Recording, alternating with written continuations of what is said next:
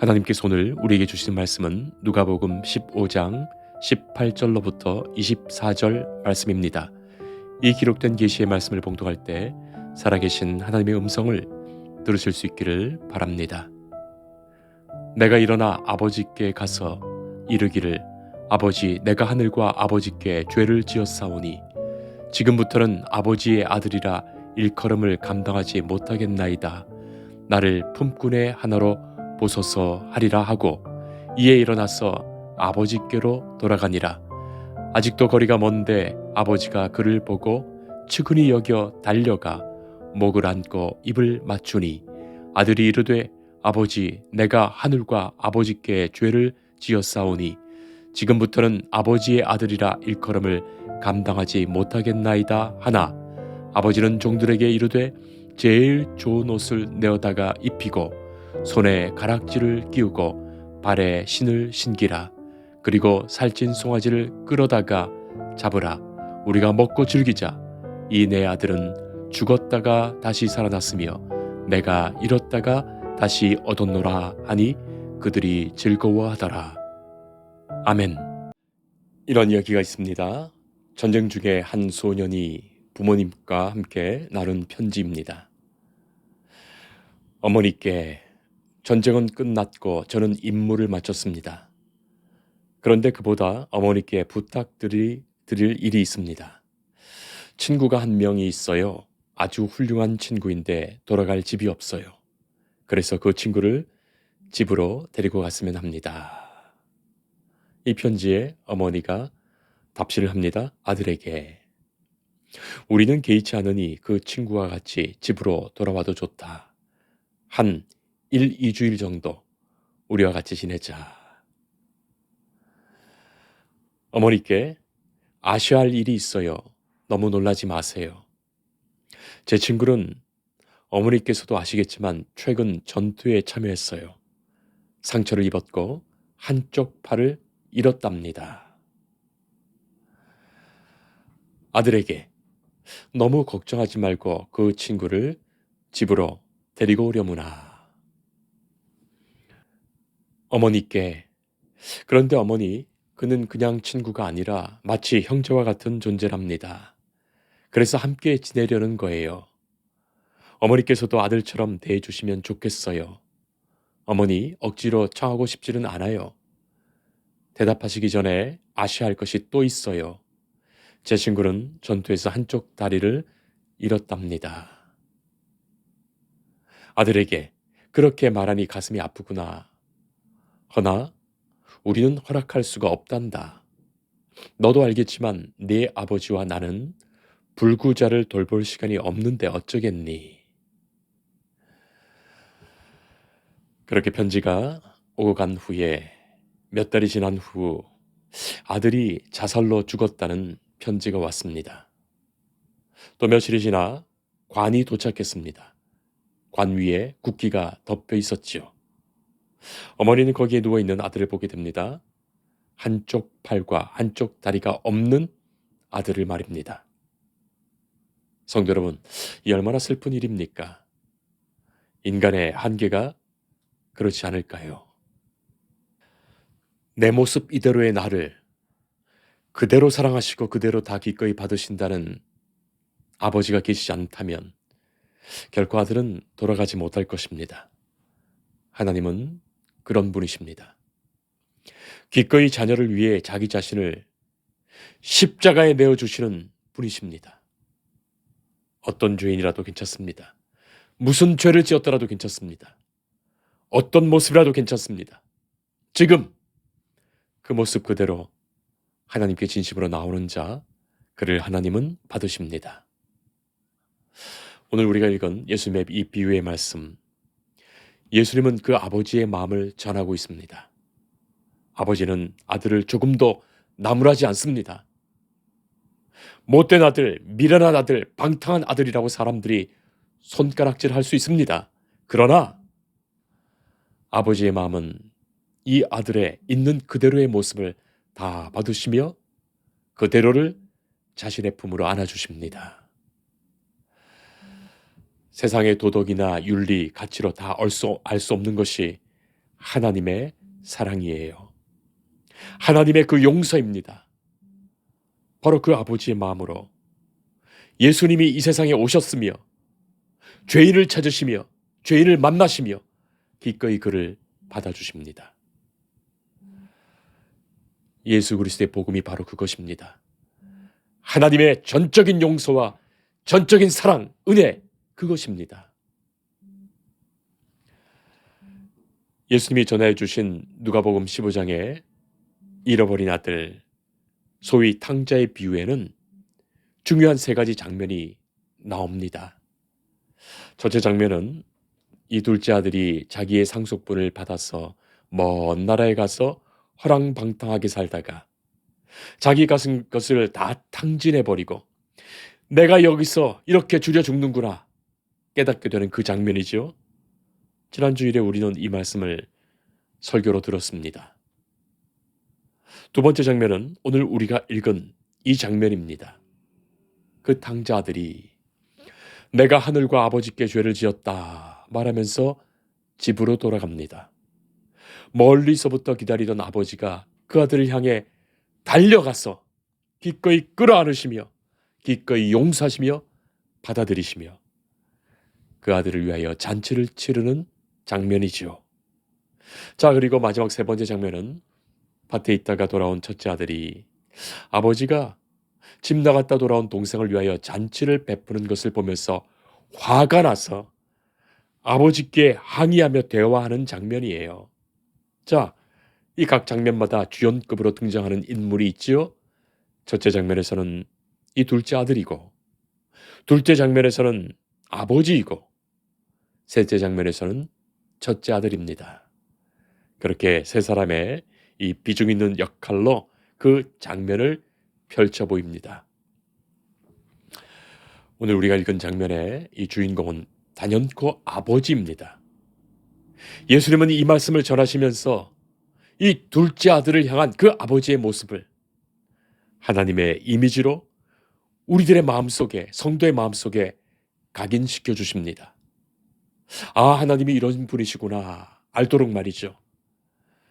그리고 하나님의 아들로 이 땅에 오신 예수님의 마음이 아버지의 마음과 똑같습니다. 바로 그 아버지의 마음으로 예수님은 죄인들을 만나십니다. 만약에 오늘 본문의 장면을 영화로 찍는다면 아마도 이런 그림으로부터 시작될 것 같습니다.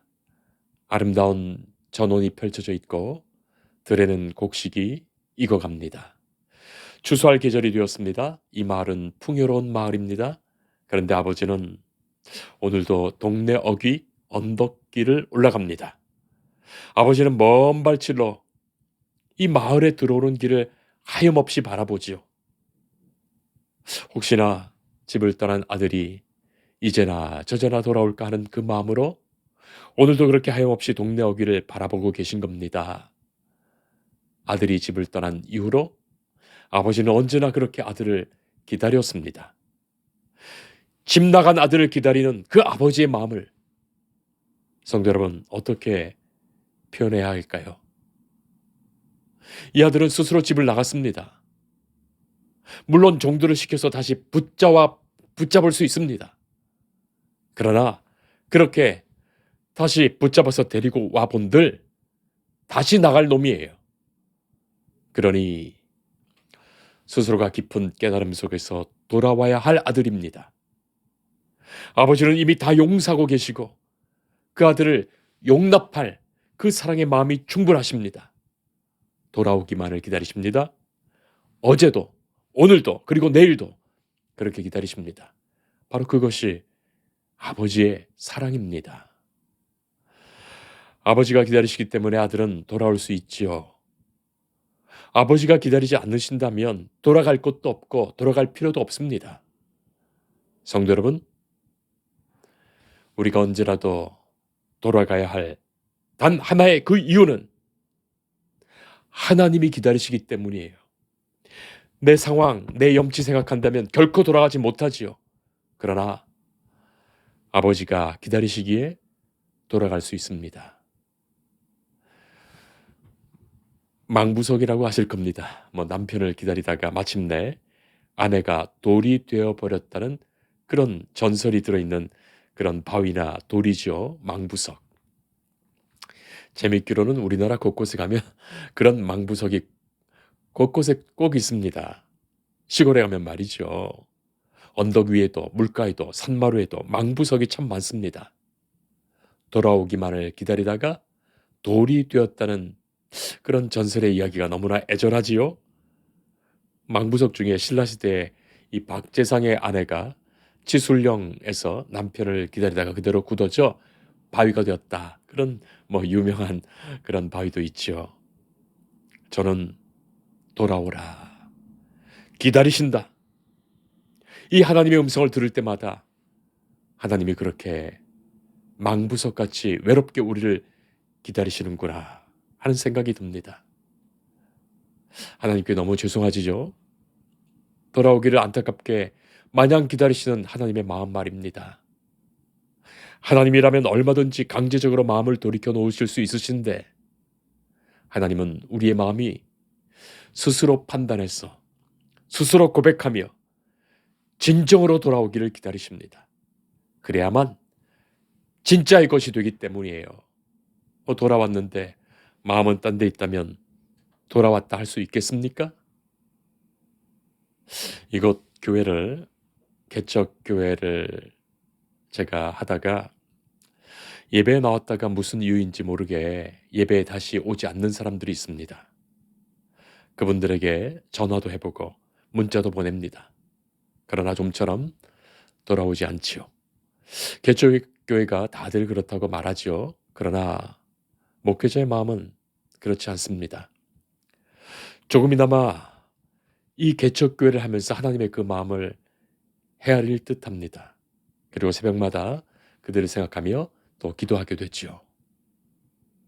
20절에 아직도 거리가 먼데 아버지가 그를 보고 측은히 여겨 달려가 목을 안고 입을 맞추니. 아직도 거리가 먼데 이 집 나간 이 아들이 마침내 아버지께로 돌아오는 거예요. 저 멀리에서 아들이 보입니다. 멀리서 아버지가 아들을 보고 잃어버린 아들이 돌아오는 것을 보고 아버지가 아들에게로 달려가는 거예요. 먼저 본 사람이 아버지였습니다. 저 멀리서 걸어오는 그 모습만으로도 아들임을 직감하지요. 아버지의 마음은 연민과 사랑으로 가득합니다. 아버지는 혹시라도 이 아들이 되돌아갈까봐, 혹시라도 죄책감에 머뭇거릴까봐 걱정되어서 먼 거리에도 아버지가 달려가는 거예요. 아들에게로 아버지는 달려갑니다. 아들을 얼싸안습니다. 뺨을 비벼대며 입을 맞추고 울었습니다. 우리말에 측은히 여기더라 그렇게 되어 있지만 이 원어의 뜻은 측은히 불쌍히 여기는 정도가 아니라 가슴이 찢어질 듯이 그의 고통을 느낀다는 뜻의 표현입니다. 아들의 손에 묻은 때를, 창백한 얼굴을, 충혈된 눈과 굶주린 창자를, 그 피곤한 영혼을 아버지는 달려와서 안으시며 아들에게 입을 맞춘 거예요. 렘브란트는 탁월하게 이 감동적인 장면을 그린 바 있습니다. 이 남루한 옷차림의 아들이 이 바닥에 철퍼덕 무릎을 꿇은 채 노인 아버지의 품 안에 얼굴을 파묻고 있습니다. 아버지는 한없이 자애로운 표정을 띤 채로 그 어깨를 두 손으로 감싸고 있죠. 아들의 얼굴은 볼 수가 없습니다. 뒷모습이 그려져 있을 뿐이에요. 그의 상처투성이의 발바닥이 그대로 노출되어 있습니다. 렘브란트는 이 뒷모습으로 이 돌아온 아들의 그 복잡하고도 미묘하며 말로 표현할 수 없는 그 통회하는 감정을 앞모습보다 훨씬 솔직하게 드러냈지요. 그림 속의 아버지의 자애로운 표정 뒤에는 아들을 향한 오랜 기다림과 찢어질 듯한 가슴의 사랑이 어느새 이 눈 녹듯이 흘러내려서 그의 감은 두 눈으로 표현되고 있습니다. 집으로 돌아온 아들의 등을 어루만지는 두 손은 가장 밝은 빛으로 선명하게 드러나 있는데 아버지의 마음이 그 세상에 닿아 있는 그런 손길로 나타납니다. 눈을 감고 있는 듯 아버지의 눈길은 말할 수 없을 만큼의 가슴 아파하는 눈길이며 모든 방황과 모든 아픔을 어루만지는 눈길일 것입니다. 자, 이제 이 집과 이 마을은 시끌시끌하지요? 요란법석합니다. 풍악과 춤추는 소리가 들리고 웃음과 찬양 소리가 가득합니다. 이 얼마나 즐거운 광경입니까? 하나님도 기뻐하시고 사람들도 기뻐하며 천군 천사가 함께 잔치를 베풀고 있습니다. 그 이유는 잃어버린 그 소중한 생명을 다시 찾았기 때문이에요. 아버지의 사랑과 용서와 은혜를 경험한 사람만이 아버지가 베푸시는 그 잃은 아들을 찾는 그 기쁨의 잔치를 진심으로 같은 마음으로 감사함으로 참여할 수 있습니다. 하나님은 죄인들이 돌아올 때 천국의 찬양이 울려 퍼지는 찬양의 잔치를 베풀어 주십니다. 죽었다가 살아난 생명을, 잃었다가 얻은 생명을 구원의 잔치를 베풀며 기뻐하시는 이 일이야말로 하나님께서 간절히 바라시는 일이요, 잃은 영혼을 구원하러 오신 우리 주님 예수님이 행하신 일이며 또한 우리에게 남겨두신 사명일 것입니다. 교회 곧 하나님의 뜻을 따르는 무리는 돌아오는 이들을 위하여, 죽었다가 살아난 이들을 위하여 아버지와 똑같은 마음으로 감당해야 할 사명이 있습니다. 22절의 말씀처럼 언제나 좋은 옷을 준비하고 손에 끼울 가락지를 준비하고 발에 신길 신을 준비해야 합니다. 그것이야말로 교회의 사명 아니겠습니까? 교회는 그렇게 아버지의 마음으로 잃어버린 생명, 다시 찾은 생명, 돌아온 생명을 기뻐하며 같은 마음으로 맞이하는 사람들입니다. 내가 죽게 잃어버린 자 되었을 때 그런 사랑으로 맞이하셨기 때문입니다. 돼지 먹던 것을 먹었던 둘째 아들, 돼지야말로 유대인들이 혐오하는 부정한 동물 아닙니까? 돼지 먹던 것을 먹었다는 것 자체가 인간이 아닌 인간, 부정한 동물로 전락한 인간, 그런 인간입니다. 그러나 돌아온 그에게 좋은 옷을 입히고 손에 가락지를 끼우며 신을 신기고 다시 새 생명으로 맞는 일, 하나님의 자녀로 영접하는 일, 이 복된 일, 하나님의 일, 바로 교회가 해야 할 일입니다. 바로 이것이 복음입니다. 죄인을 구원하신 하나님의 은총입니다. 자, 여기에 하나님의 자비와 사랑이 있으며 아들을 용서하시며 끌어안으시는 아버지의 눈물이 있으며 회개와 새로운 삶을 결단하는 고백이 있으며 좋은 옷을 입히고 손에 가락지를 끼우고 새 신발을 신겨서 하나님의 형상을 가진 인간으로 회복시키는 섬김과 나눔이 있는 것입니다. 새 노래의 찬송이 울려 퍼집니다.